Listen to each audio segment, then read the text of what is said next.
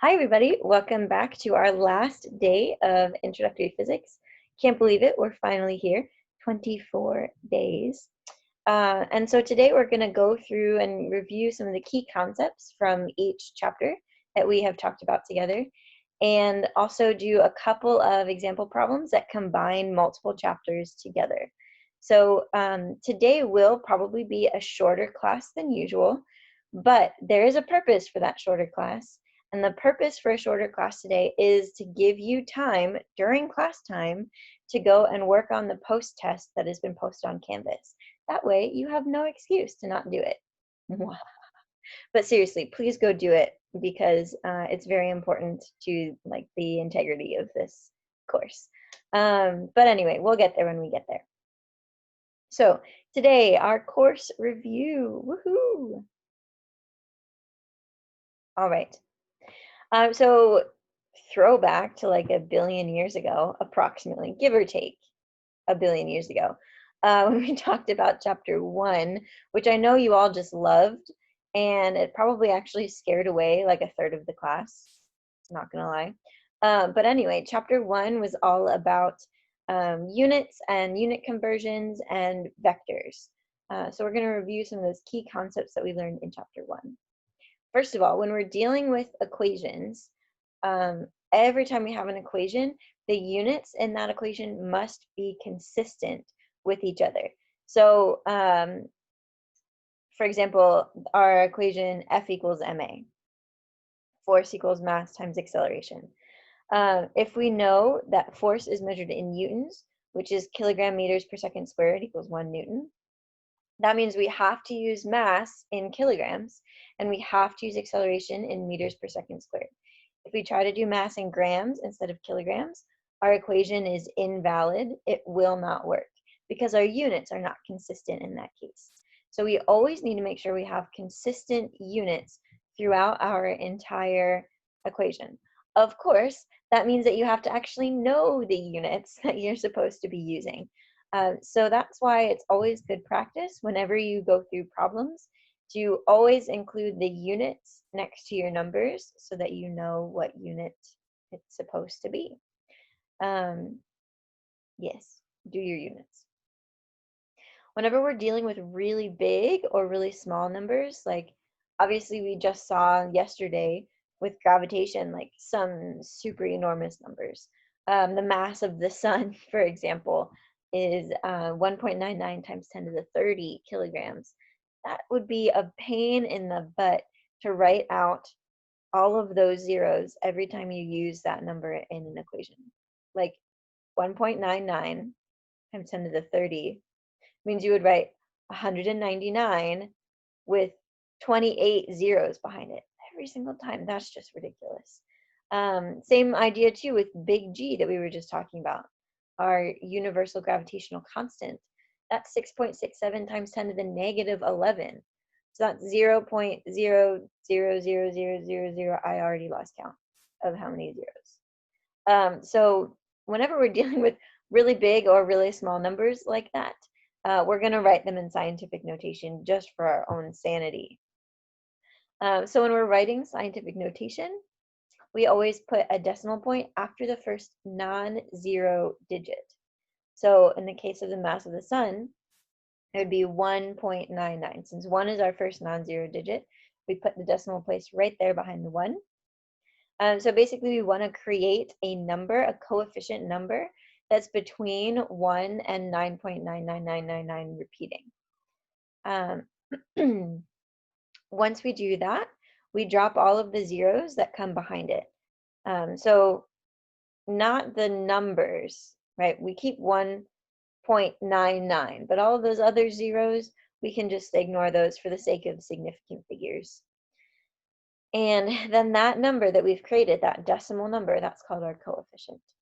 So at that point, we write times 10, and then to figure out what the exponent should be, we count how many places we moved our decimal place over from the end of the number to behind the first non-zero number, and that becomes our exponent. So a couple words of caution about determining your scientific notation exponent.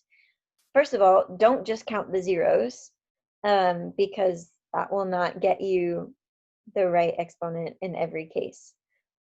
Secondly, if we move our decimal place over to the left to get it behind that first non-zero number, that means that our exponent is positive. So if your original number is larger than 1, you're going to end up with a positive exponent. And on the flip side of that, if you move the decimal place over to the right, or if your original number is smaller than 1, then your exponent is going to be negative. Another thing from chapter 1 that was really important is our metric prefixes. So I had put in the PowerPoint this big table of like a bunch of different metric prefixes, not all of them, but the more common ones. And then I had put 3 stars next to the most common ones in Physics 1. So that was kilo, which is times 10 to the 3, or 1,000. That was centi, which is times 10 to the negative 2, or hundredth. And then there was milli, which is times 10 to the negative 3, or thousandth. So those are the 3 most common metric prefixes, but Physics 1 does also use nano, which is times 10 to the negative 9, micro, which is times 10 to the negative 6, mega times 10 to the 6, giga times 10 to the 9, and tera sometimes times 10 to the 12. So those are really the more common ones, but these 3 that I listed here are the most common ones. In every case, I have never met a professor who will give you those on a test. You are always expected to know your metric prefixes and the fact that there are 1,000 meters in 1 kilometer. You have to know that off the top of your head. So make sure you study those, get familiar with those metric prefixes. A good memory tip for me that I found is relating those prefixes to other words that I know. Right, so centipede it's like an insect that has a bunch of legs. A millipede has even more legs than centipede. So, just thinking through some of those like word associations can sometimes help you, especially if you're like an American and you don't just grow up with the metric system. Then yeah, that can be a little bit more challenging. And then also unit conversions, another one of our favorite things ever. When we're doing unit conversions, I always like to set it up as ratios so that we can really see how these units kind of cancel each other out. Right, so if we have a unit on top of a fraction and that same unit on the bottom of a fraction, just like when you're simplifying fractions, if you have like a 2 on top and a 2 on bottom, you can ignore the 2's because they affect both things the same way. If we have meters on top and meters on bottom, then we can cancel those out. So when we're setting up these ratios, we want to set them up in such a way that we cancel out all of the units that we don't need and end up with just the units that we do need. So take a look through those sorts of things if unit conversions were a little bit tricky for you. I don't have any examples today, I don't think, that do unit conversions, but I think we had one yesterday or on Monday. Sometime this week, I think we had some unit conversion examples. So check those things out if you are a little bit rusty on those. And I know it's been 5 weeks since we talked about it. All right. Any questions about anything on here?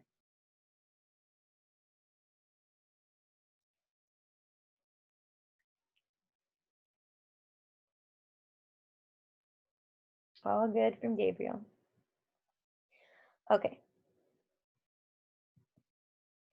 So also in chapter 1, like the second half of chapter 1, we talked about vectors. So there are 2 different types of quantities that exist in the world. There are scalars and there are vectors. So scalars just have a size or just have a magnitude associated with them. And vectors have both magnitude and direction. So you can remember that guy from Despicable Me, Vector, because he commits crime with both direction and magnitude. Oh yeah. But there are some examples there of each different type of quantity. So scalars, things that just have a size, would be time, mass, temperature, distance, speed, energy, work, power. those sorts of things, we don't have to associate a direction with them. It's not 10 seconds north. Like that doesn't make sense.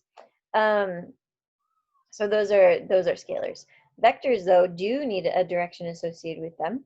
So that would be displacement as opposed to distance. Right? Remember, distance is just how far you've gone. Displacement tells you how far in a certain direction. Velocity compared to speed. Speed tells us how fast you're going. Velocity tells us how fast you're going in a certain direction. Acceleration is also a vector, right? When we're dealing with acceleration due to gravity, we call it usually negative because it's pulling it down. Force is a vector. It matters which direction you're pushing or pulling something. That will affect its motion. And momentum, also similar idea to force, right? If you're driving north versus driving west, you have two completely different momentums because momentum depends on velocity, which is also a vector. When we're adding vectors together, there are a couple of different ways to do it. We could either do it graphically and like just draw them out. And when we do that, we can kind of slide them around on our drawing as long as you don't change their size or their angle. Because if you change either their size or their angle, then you've changed some crucial component of the vector itself. And it's no longer the same vector. Right, so if we have this vector plus this vector, we can slide them together so that they're touching each other as long as we don't change their length or their direction. And then the resultant vector, maybe a displacement, maybe a net force, the resultant vector would be from the tail of the first vector to the tip of the last vector. So from where you started to where you end up, once you've added together all of your vectors, that's your resultant vector. We can also figure that out mathematically, though. And in order to do that, we have to use trig to break our vectors down into their x components and their y components. So the three important trig functions for you to remember in this case is sine, cosine, and tangent. So when we're dealing with vectors, basically when we break it down into the components, we're kind of creating a right triangle out of that particular vector. So the vector itself that we're given becomes the hypotenuse of our triangle. And then we want to find out how far over it goes in the x direction and how far up it goes in the y direction, or how far down. And so that would be our x component and our y component. So if our angle is right here in purple, then the sine of our angle, according to our trig identities, the sine of the angle is the opposite side over the hypotenuse. The cosine of our angle would be the adjacent side over our hypotenuse. And the tangent of our angle is opposite over adjacent. So SOHCAHTOA is a really good memory device that you can use to remember that. Right? S-O over H is so. C-A over H is ka. And T-O over A is TOA.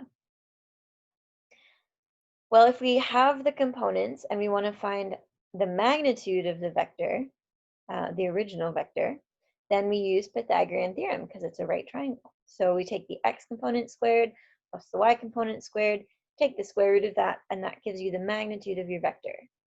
The direction of our vector is the inverse tangent or arctangent of the y component over the x component.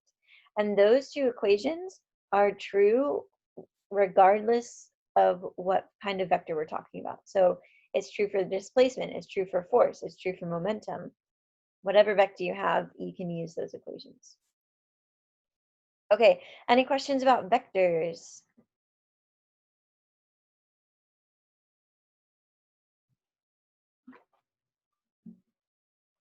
All right, moving on. Chapter 2 is all about describing motion. So when we are describing the motion of an object, we have to establish a coordinate system, which will tell us, first of all, where the origin is, where the 0 point is in both both directions or both variables that we're dealing with. The origin is a 0 point. It will establish which direction is the positive direction.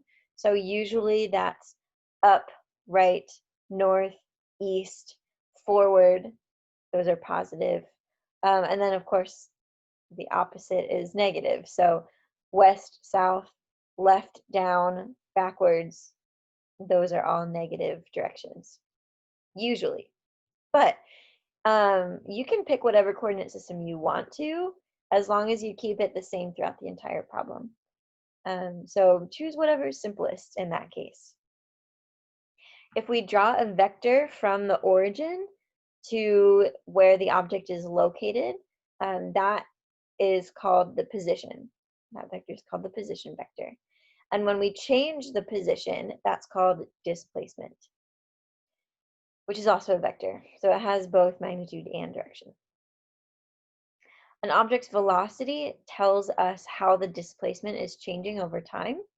So basically how fast it's moving and what direction it's going.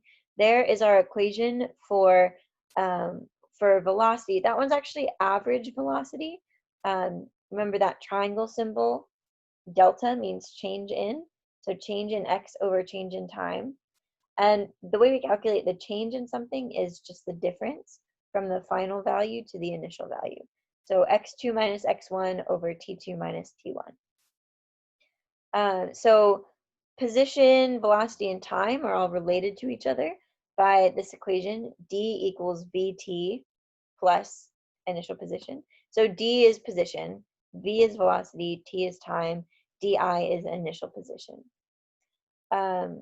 I grew up calling this the dirt equation because we always said it was d equals rt, r for rate, so dirt. But I guess now it'd be divd. I don't know. But that's a really good equation to remember. We also, in chapter 2, talked about acceleration and how acceleration is how the velocity changes over time. And that is delta v over delta t. Again, that's average acceleration equation. But a lot of students get velocity and acceleration confused with each other. Remember, velocity tells us how fast the object is going or how its position changes over time. Acceleration tells us how the velocity is changing over time. They're not the same thing, but they are related to each other. So just be aware of that as you go through these types of problems. Remember, there are 3 different ways that something can accelerate. It can either speed up, slow down, or change direction, because velocity is a vector. It has a size and a direction. So if you change the size of the velocity by speeding up or slowing down, or you change its direction by changing direction, then you've changed the vector, you've changed the velocity, now you've accelerated. And even though in real life we call slowing down, we call that deceleration, that word, remember, doesn't actually exist in physics. It's still called an acceleration. If we want to know what the object is actually doing, if it's speeding up or slowing down, we have to compare the sign of acceleration to the sign of velocity. If they're the same, then the object is speeding up, either forward or backwards. Like if acceleration and velocity are both negative, then it's speeding up in the negative direction, speeding up backwards. If they have opposite signs of each other, so if one is positive and one is negative, then your object is slowing down, whether it's moving forward or backwards, it's slowing down. All right, motion graphs. They are related to each other, and I remember I always set them up in stacks like that, just so we can really see how one point correlates to another point on the subsequent graphs. So if we're starting with a position time graph, like this one on top here, to get to the velocity time graph, we take the slope of the position time graph. And that's also called taking the derivative, right? This is instantaneous velocity, so the velocity at a particular instant. And in this case, we're dealing with a curved position time graph, which means we're starting with like a pretty big slope of our tangent line that gets shallower and shallower and shallower until right at the top there, the slope of our flat tangent line is 0. And then it gets more and more negative as it goes down the rest of the curve. So looking at the velocity time graph, we start with a big velocity that gets smaller and smaller and smaller to 0, and then gets more and more negative as we go. Velocity time and acceleration time graphs are related to each other in the same way. Acceleration is the slope of velocity. So if we take the slope of this velocity time graph, we see that it's a constant slope, negative slope. And so we have a constant negative acceleration. They're also related going up this stack of graphs too by taking the integral or taking the area under the curve. Remember, under the curve means between our graph line and the x-axis. So when we're doing that way, when we're going up the stack of curves, then this area under the curve here tells us about the change in velocity.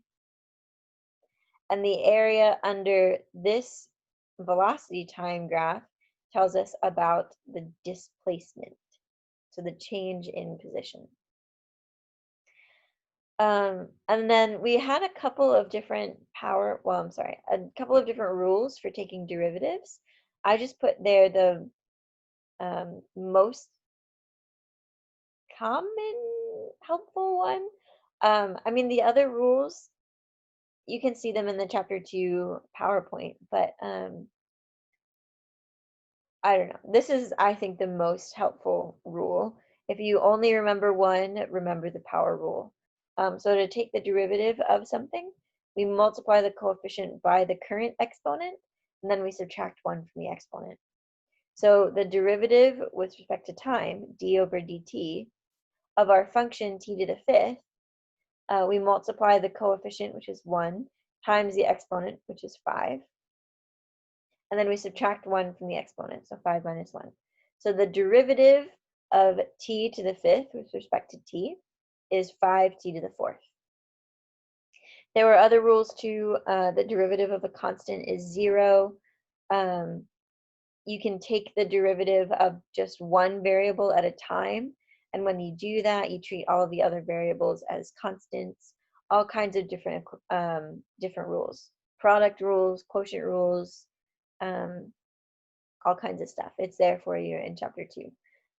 It's also there for you in Calc 1 when you take that. Possibly in the fall. Is anybody taking Calc 1 in the fall? Gabriel is. Great. Marco is. Awesome. Good, good. Well then, Casey, awesome. You guys will learn all about these derivatives in Calc 1. Integrals, remember, are usually saved for Calc 2. So you might take that in the spring if you're taking Calc 1 in the fall. And yeah, it'll be great. Okay, any questions about chapter 2? How to describe motion.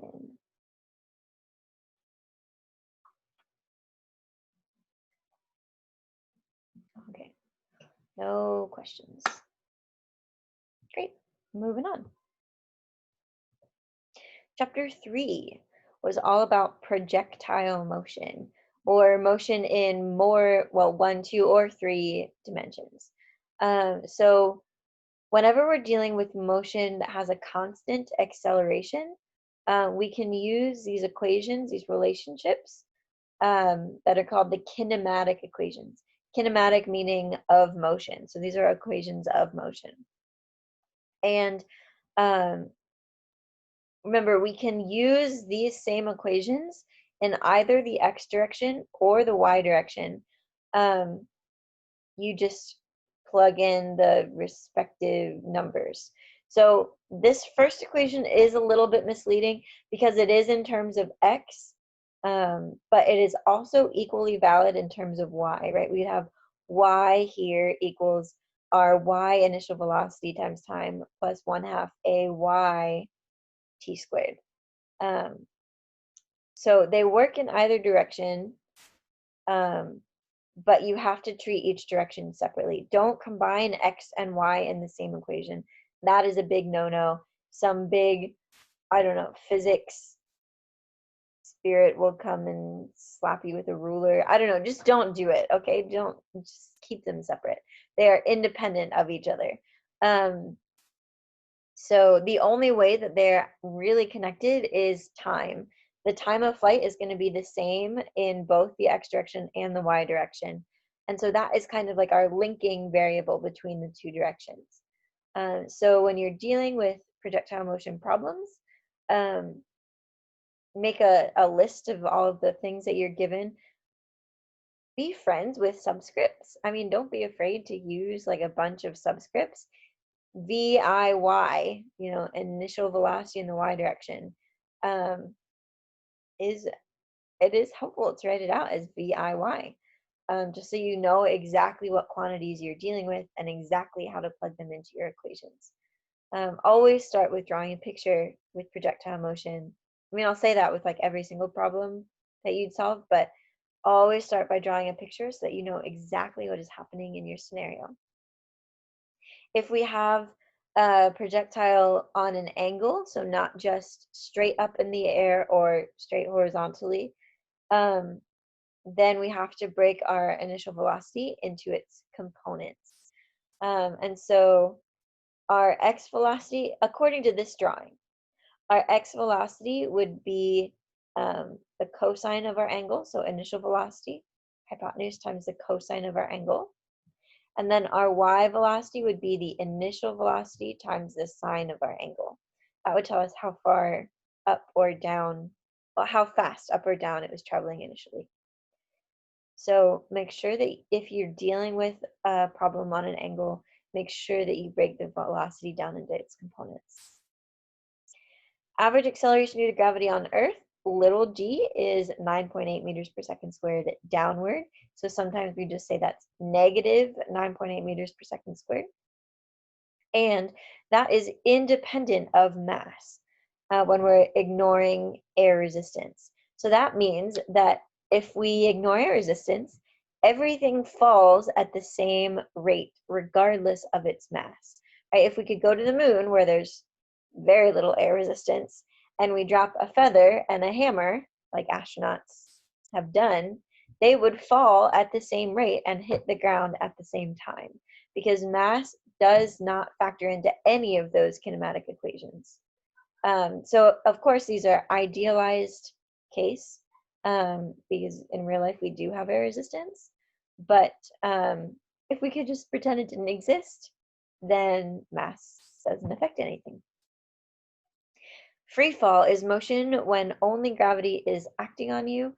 So all the projectile motion equations, well, examples that we've done, we ignored air resistance, drag, that sort of thing.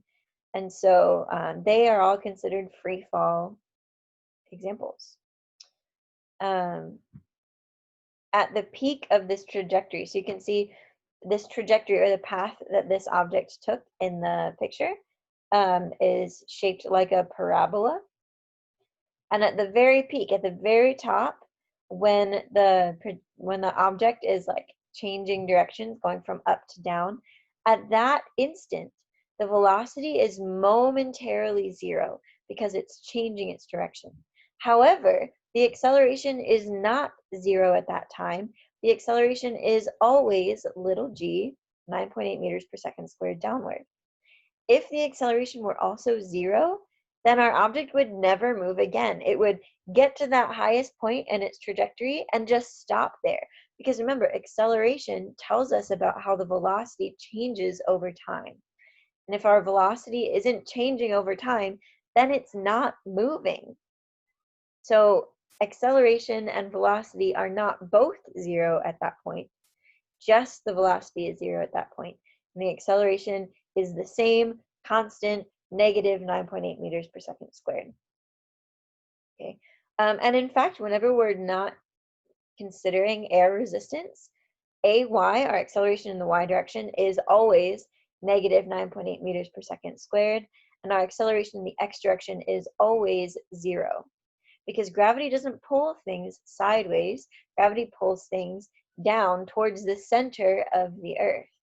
So if there are no other forces that we're dealing with, so no air resistance, no like, we're already thinking about like after the ball has been thrown, then there's nothing else to change its motion in the x direction. So acceleration is 0.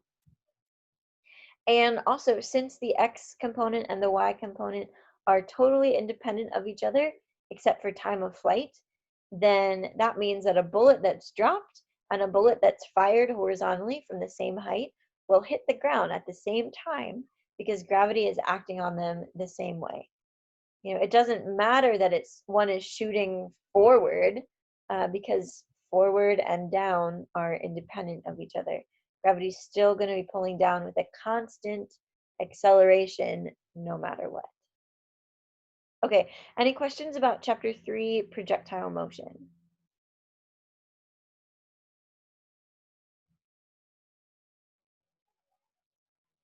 All good from Gabriel. Gabriel, you are the self-elected class spokesman of today. So congrats, you've been chosen. Woo! I know. Such an honor. Here's your gold star for today. Okay, that's for you. Okay, chapters 4 and 5 I'm combining because they're both about Newton's laws of motion. Chapter 4 was really just defining what his laws of motion are, and chapter 5 was how to apply them in different scenarios. So I'm just combining that into one big glob of stuff. Anyway, an object that experiences a push or a pull has a force that's acting on it. So force is any kind of push or pull. Forces are vectors, remember, so direction and magnitude are needed for defining a force. And we have two different categories of forces.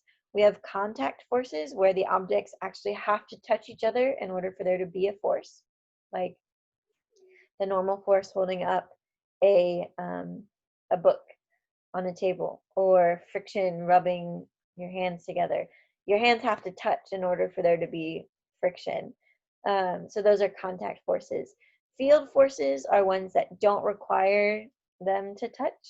They can act at a distance. So gravity, electricity, and magnetism. Those are our 3 field forces. Of course, we didn't talk about electricity and magnetism in this class. We just did gravity, but you'll get there in physics 2. 2, not 2. This is 3. 2. Okay. Anyway, when we want to analyze the forces that are acting on an object, the easiest way to do that is to draw a free body diagram. So we draw our object as like a dot or a box or just some simple to draw shape.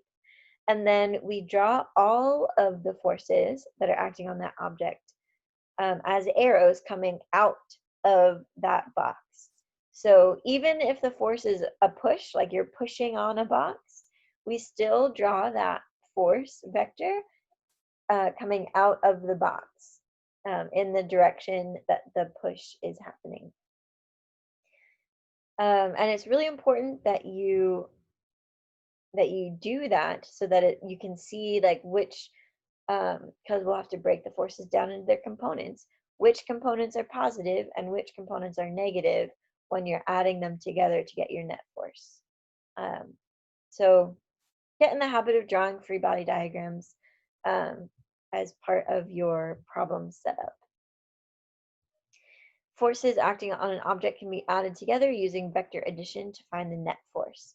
So the net force is basically like, if all of these forces were playing tug of war on this object, which team would win and by how much? If you can answer that, you've calculated the net force. It's just that leftover force once everything else has been balanced as much as possible. But we still, since it's a vector, we still think about the x component separate from the y components. So we'll analyze each direction separately, and then we could do the Pythagorean theorem to find the magnitude of our net force and its direction and all that jazz. If there is no net force on an object, then we say that that object is in equilibrium. However, that does not necessarily mean the object is not moving. It just means the object is not accelerating. So it could be stationary, or it could be moving at a constant velocity. Either one of those cases, you will end up with a zero net force. So make sure you pay attention to the scenario to see what is actually happening. If the object is actually sitting still, or if it's moving at a constant velocity. And if you see keywords in the scenario like at rest, constant velocity, constant speed, terminal velocity, those phrases are a good clue. They imply that you have a zero net force acting on the object. So that will help you when you're doing like Newton's second law, net force equals mass times acceleration. If you have to find out the acceleration of the object, and you know that it's at rest, constant velocity, constant speed, terminal velocity, you know that there's no net force, so there's no acceleration. And so all of your forces in that case would be balanced. Right would equal left, up would equal down. When objects are falling, they will accelerate as they fall down until the force of gravity pulling them down is exactly balanced by the force of air resistance, pushing them back up. And when that happens, when those forces are balanced, then you end up with no net force. Well, the object isn't just going to like hover there in midair forever. So we know that it's moving at a constant velocity at that point. Because if there's no acceleration, then there's no net force. So it's in equilibrium. But we call that speed that it falls at, in that case, we call it terminal velocity. That's as fast as it can possibly fall. Can't accelerate any faster than that. So again, that's another key word to look for in a scenario.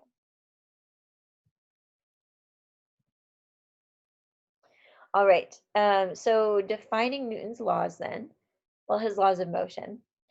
Newton's first law of motion, also called the law of inertia, is that an object at rest tends to stay at rest, and an object in motion tends to stay in motion in a straight line at a constant speed unless acted upon by an unbalanced or outside or external force. So basically, it takes a force to change the motion of an object. And so an object will keep doing what it was already doing unless something makes that change. So unless there's a force, an unbalanced force acting on it. Inertia is the tendency of an object to resist changing its motion. And that only depends on mass. So the more mass something has, the more inertia it has, and the harder it is to change its motion. So either, to make it start moving, to make it stop moving, to make it change direction, any of those sorts of things. The more mass it has, the harder it is to make it do any of those. Newton's second law is called the law of force and acceleration. So there's our big famous equation, net force equals mass times acceleration. Remember, you might also see that written as the sum of the forces, sigma F, equals mass times acceleration. It means the same thing. We're adding up all of our forces, keeping in mind their directions. And so we end up with our net force, and that will tell us about its acceleration. Newton's third law is the law of action-reaction. And remember, this one is a little bit misleading. It says for every action, there's an equal and opposite reaction. And I always put those forces there in parentheses so that we remember action is referring to a force and reaction is referring to a force, right? That is different than the result. So whenever we have two objects that are interacting with each other, we call that the interaction pair. So I gave the example of Andy from the office punching a wall. And so the action force is Andy punching the wall. The reaction force is the wall hitting Andy's hand back. And then the result is that there's a hole in the wall and Andy's hand hurts and he has to go to anger management. Those are all results. Those aren't reactions. Okay, reaction is a force. So these action and reaction forces, they are equal in size, opposite in direction. So the force of Andy's hand hitting the wall is the same magnitude as the force of the wall hitting Andy's hand back. It's just in the opposite direction. So Andy's hand is pushing this way, the wall is pushing back that way, with equal size, opposite direction. So why is it that there's a hole in the wall then? Well, the wall might not be able to withstand that particular force. The drywall might be too brittle to deal with that force over such a small time interval, right? That idea of impulse that we talked about in momentum. If the force is too big and the time interval is too small, then that impulse can break the wall. But it's still the same magnitude of the force, even though the wall broke and maybe Andy's hand broke. I don't know. Same idea too, though, of like bugs flying into your windshield. When a bug hits your windshield hits the bug back with the exact same amount of force. The bug's body cannot withstand that force, and so it splats on your windshield. It changes the motion of that bug significantly more than the bug changes the motion of your car. Although it would slow it down slightly, just probably not enough to notice unless it's like a Jurassic Park kind of bug that's like enormous and super massive. Okay. So then we went on to identify some of the most common forces that you'll use in Physics 1. I just copied and pasted the table that we went through in that chapter for PowerPoint, just so you could have all of this handy information in one place. But we most commonly deal with gravity, and like almost every case that we're dealing with, we have gravity, which we calculate by doing mass times little g. The normal force or the support force is anytime we have an object like sitting on a table or sitting on the floor or pushing against the wall. Anytime it's like pushing against a surface, that surface exerts a normal force on that object. And remember, normal doesn't mean not weird or common. Normal means perpendicular. So the normal force is always going to be perpendicular to the surface. If I'm pushing on the wall, the normal force is perpendicular to the surface of the wall, back this way. If I'm pushing down on the floor, the normal force is perpendicular to the floor or pointing back upward. Friction is another common one. Whenever you have objects sliding against each other, then you have friction. A lot of the time we ignore friction just for the sake of simplicity, but when you do need to deal with friction, the way we calculate it is really fun. Friction is fun.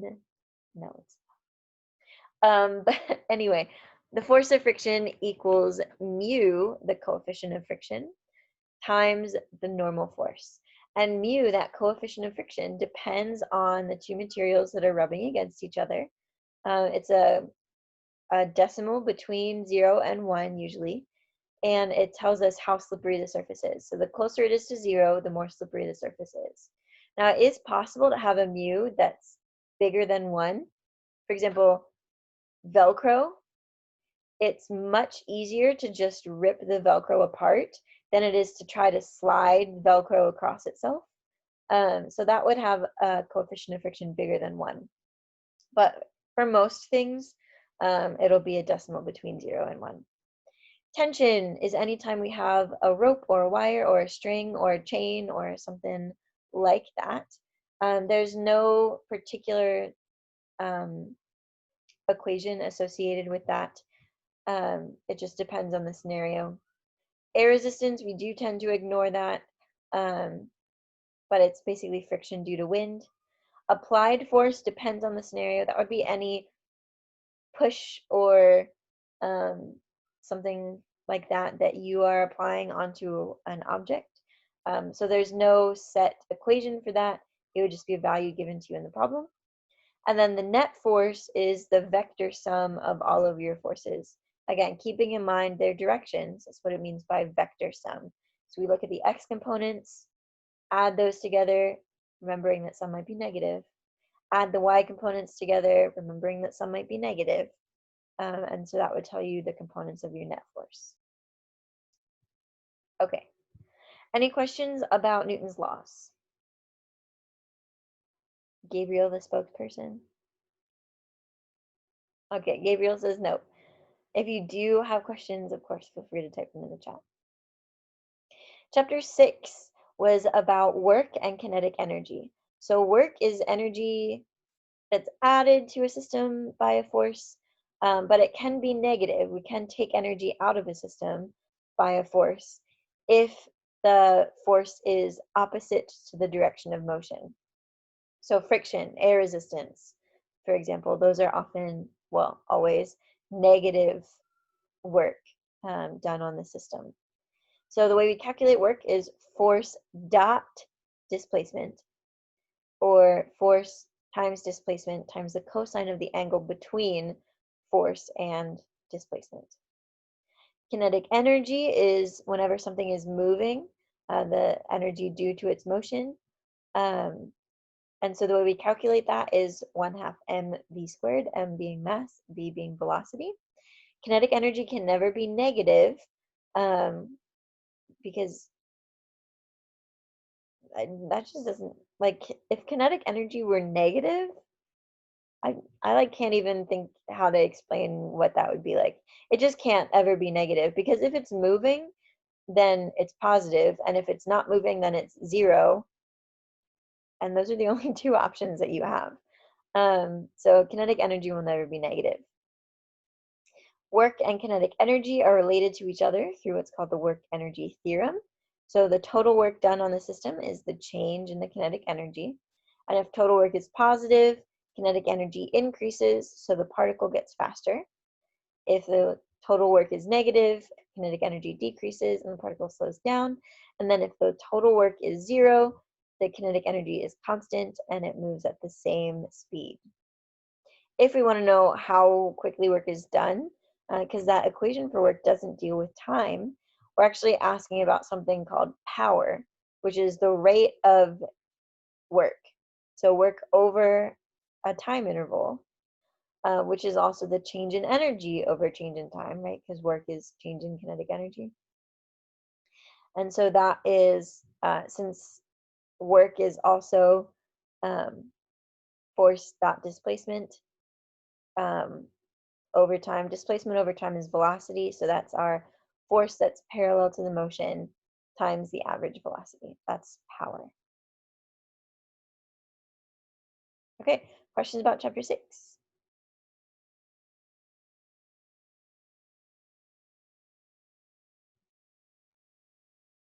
Okie dokie. Chapter 7, other types of energy. So gravitational potential energy.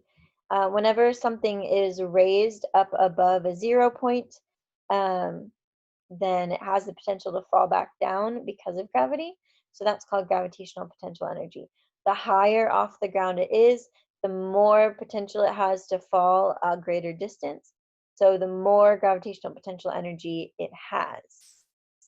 And it's really, like, we can choose the 0 point to be wherever is most convenient when we're using this version of the equation, or when we're close to the surface of the Earth.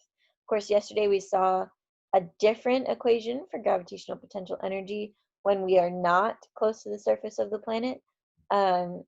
So take a look through those notes from yesterday if you don't remember what the difference is. Whenever we're trying to figure out the total amount of energy in a system, we just add kinetic plus potential. So that's called our total mechanical energy of the system.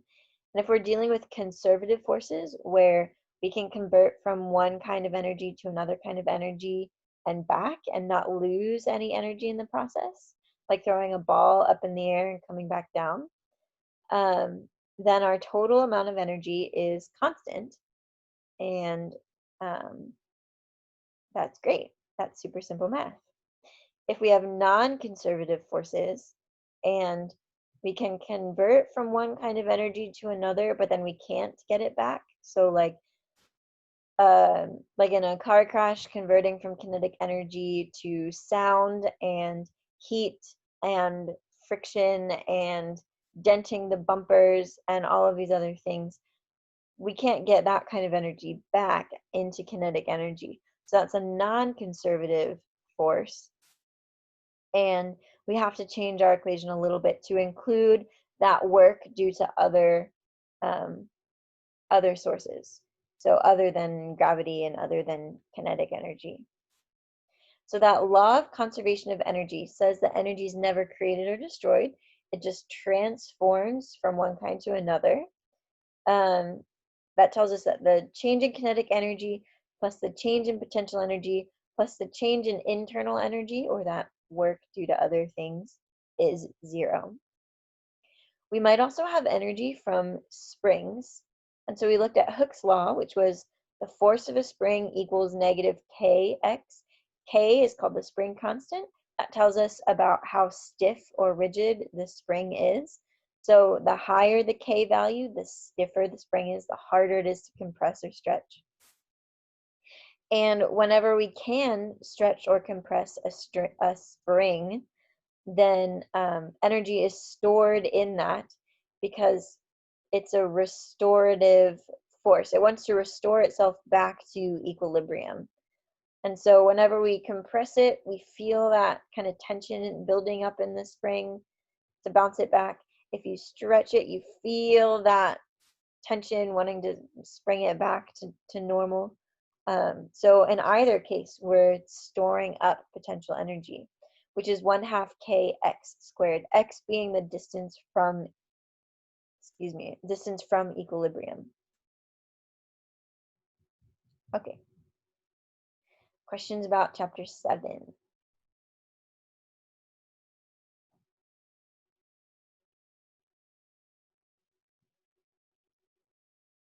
Okie dokie. Gabriel says nope. So I want to go through now 2 example problems for you that combine multiple topics. So our first example of a ski jump. A skier wants to land exactly 14 meters from the bottom of a 9-meter jump, going off at an angle of 35 degrees. At what height should he start? So he's starting with 0 initial speed. So this example combines both kinematics or projectile motion off the end of the jump and energy. And so for this problem, we're going to start at the end and work backwards to figure out this initial condition. So really we want to know how fast he's going off the end of this ramp to land 14 meters away. And then the second part is, in order to be going that fast, where does he start on this hill to end up with that particular velocity? That's conservation of energy. So we're going to look at our kinematic equations here. And again, we're going to keep our directions separate from each other. So we'll look at x separately from y. So our kinematic equation for x, the change in our x position, equals our initial velocity in the x direction times time, plus 1/2 x acceleration times time squared. What's our x acceleration? Do we remember? What is the x acceleration? I'll give you a hint.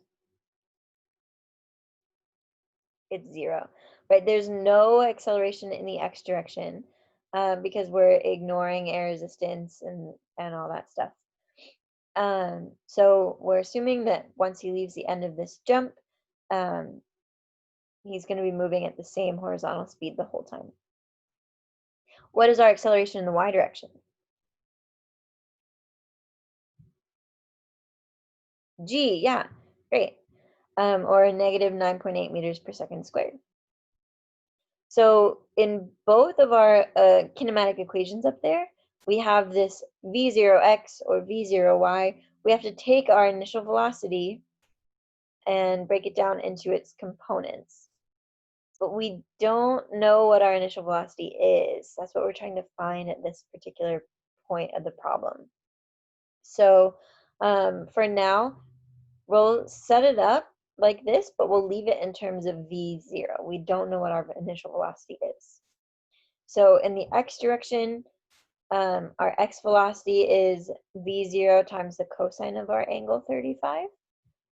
So cosine of 35 gives us 0.819. And then our y component would be the sine of 35, which is 0.574. So plug those results into our kinematic equations.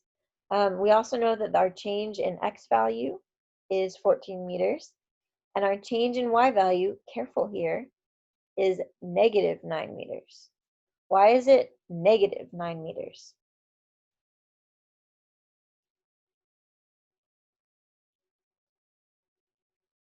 Because of our point of reference. And because this, our reference point being right here means that it's traveling downward. So our y displacement, our change in height is negative because it's falling down as opposed to going up 9 meters. So again, according to that reference point, our acceleration is negative as well, negative 9.8 meters per second squared. So that gives us two equations, two unknowns. We can solve them pretty easily, right? So from this first equation, the 14 equals 0.819 v0t, when we rearrange that to solve for initial velocity, we get 17.09 divided by time.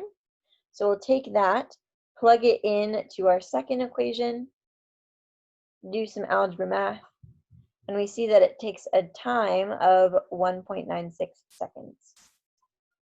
Are we done? No, we're not looking for the time of flight. We're looking for what height he should start on the ramp. So we're not done yet. But we can use this time now to figure out the initial velocity, which was 8.72 meters per second. Are we done now? No, because we're not looking for initial velocity when he leaves the end of the ramp. We're looking for height on the ramp. I know, so much. So to figure out the height at the start, now that we know the velocity that he ends with, we can use conservation of energy. So there's no outside work in this problem. There's no air resistance. There's no friction. We're not pushing him down this ramp. So energy is going to be conserved in this problem, which means that our initial energy is the same value as our final energy. Initially, he's starting from 0 speed, so there's no kinetic energy, but there is gravitational potential energy because I'm taking this ground where he lands to be our 0 height. So he does have initial gravitational potential energy.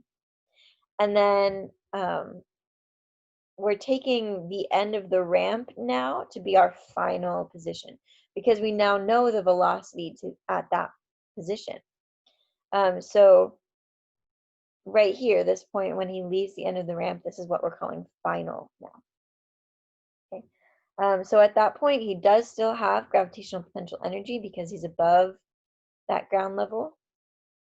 And he's also moving, so he has kinetic energy there too. So gravitational potential, mgh. Kinetic energy, 1/2 mv squared. There's a mass in each term, so we'll cancel it out. We'll plug in what we know. The height of the ramp at that point is 9 meters. The velocity at that point is 8.72. And so that gives us an initial height of 12.88 meters. And yes, we are done now. Oh. So combining kinematics and energy, we can use those two things to solve problems like this.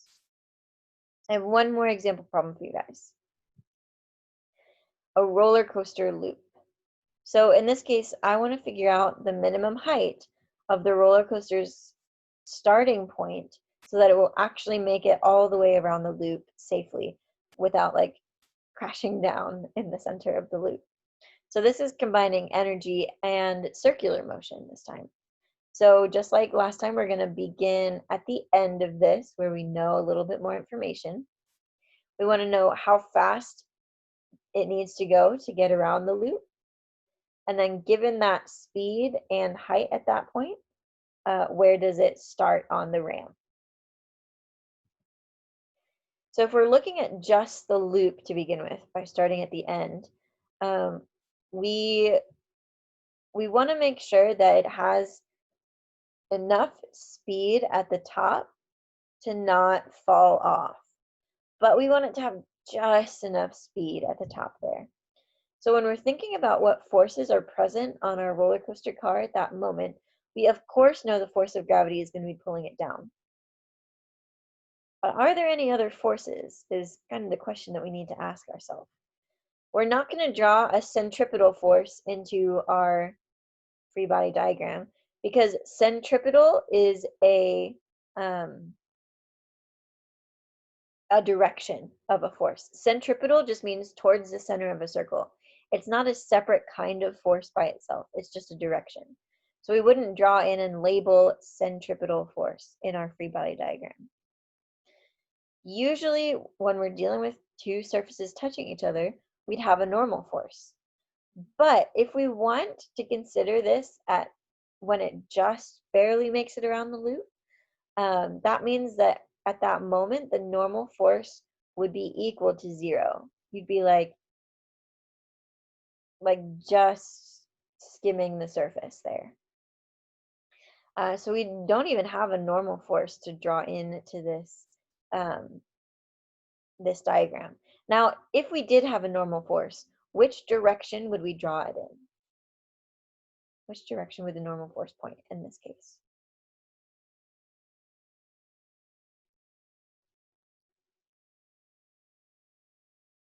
Hmm.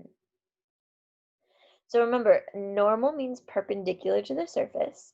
So if the surface of our roller coaster loop is like this, the normal force is perpendicular to our surface. So it would be pointing down just like the force of gravity. If we had frictional force, which direction would friction point in?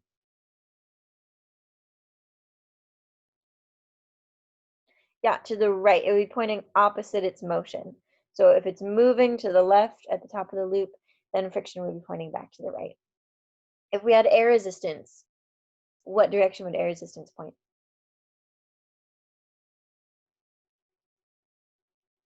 Also to the right, exactly. It would be opposing the motion of um, this car. Good. Yeah, great. So inertia actually isn't a force itself. It's just the tendency to resist changing your motion.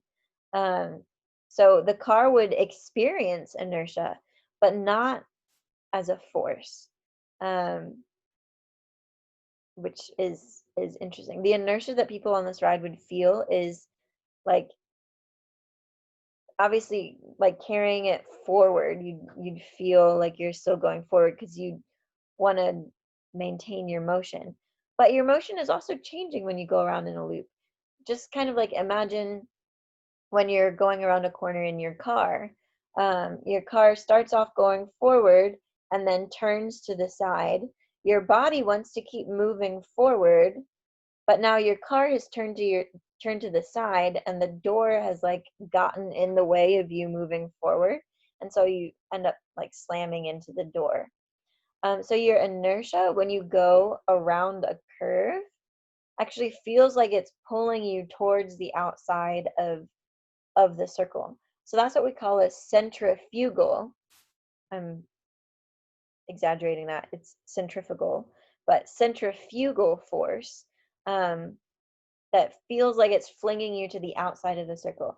That force is imaginary. It's not a real force. There's nothing actually pushing you to the outside of the circle. It's just inertia, your body wanting to keep doing what it's already doing, but now the car door is in the way. That's what you're experiencing. In this case, we do have a real force that's acting as a centripetal force. and that's the force of gravity because that's pointing towards the center of the circle. So gravity is our centripetal force here. I know we together didn't do rotational motion, but Doc Harris posted those videos that I referenced for you. Centripetal force, I mean, this first one is just Newton's second law, force equals mass times acceleration. So a centripetal force equals mass times a centripetal acceleration. Centripetal acceleration is v squared over r. So the force of gravity, which is our center pointing force, is mass times that acceleration v squared over r. And so we can cancel out the mass on both sides of that equation, get g equals v squared over r, and solve that for v, the velocity at the top of the loop, in order to just barely make it around the loop, would be 8.85 meters per second. That's not our final answer. We want to know the minimum height of the roller coaster. So now we're going to use conservation of energy. So in this case, since we are ignoring friction and air resistance, we don't have any work due to other things. So that means, again, our initial energy equals our final energy. Initially, we're just dealing with gravitational potential energy. And at the end, or, end meaning where we know the velocity, so right here at the top of the loop, we have both kinetic energy and gravitational potential energy. Again, we're measuring the height from the ground, so we still have a height above the ground at that point. So gravity times our height equals 1/2 times our velocity squared plus gravity times that height. And again, final in this case is the top of the loop. So since the radius of our loop is 8 meters, that means the top of the loop is 16 meters above the ground. 1 radius plus 2 radius, ADI, 16 meters. And so we plug in what we know, and we get a minimum height of exactly 20 meters. Woohoo! And that is our final answer, because that's what we were looking for in the question. And we've made it. So what questions do you guys have, if you have any, about what we've talked about in the last 6 weeks? I didn't get a chance to put in a key concepts slide for momentum or gravitation, but I'll do that before I post this later today. And so you'll have all of that kind of helpful summary information in one place. Of course, you have access to the other PowerPoints to see all of those example problems and a little bit more detail, but I hope this review is helpful to you guys. I mean, yeah, I hope it was helpful. It actually took a little bit longer than I anticipated, so thanks for hanging in there with me. But I did want to remind you to please take the post-test as soon as possible. So if you don't get a chance to start it right now, please do take it as soon as you can. Yeah, I really would appreciate that. Of course, it won't affect your grade at all because you don't get a grade for this class. But it will kind of affect my grade as your teacher. So please take it as soon as you can, to the best of your ability. And yeah, if you guys have any questions, I'll be around. You're welcome. Yeah, have a great rest of your summer. I know we just have a couple weeks until school starts, but yeah, thank you guys so much for choosing to spend the last 6 weeks with me going over physics. And I hope you guys learned something. I hope it was enjoyable for you, or even just a good review if you didn't actually learn anything new. But yeah, it was a joy and an honor to teach you guys. And I hope you have a great fall semester, and hopefully I'll see you around campus. Bye.